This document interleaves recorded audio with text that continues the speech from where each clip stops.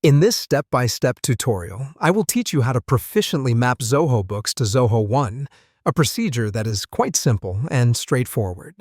We begin this process by logging into your Zoho One account.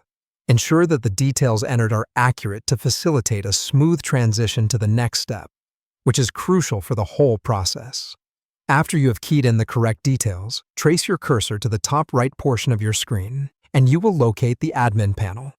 Within the Admin panel, our point of interest lies in the Applications section. Specifically, we are concerned with the Apps segment positioned under Applications.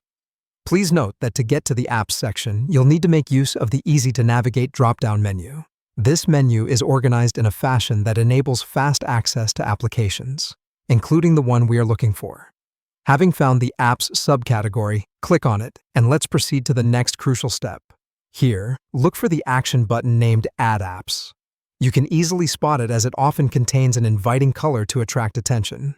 Please click on it to pop up a display window where multiple apps are listed. This is where our mapping process begins in earnest. The key point at this stage is to remember that you need to add the Zoho Books app, which is our principal interest. Upon clicking Add Apps, you'd be directed to a search field. Here, you will need to search for Zoho Books. Type in Zoho Books and click on the search icon. It will produce a filtered list of applications related to your search. From this list, select Zoho Books.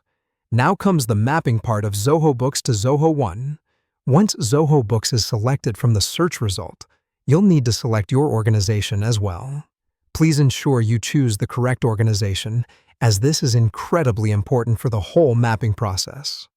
To recap, today we learned how to map Zoho Books to Zoho One.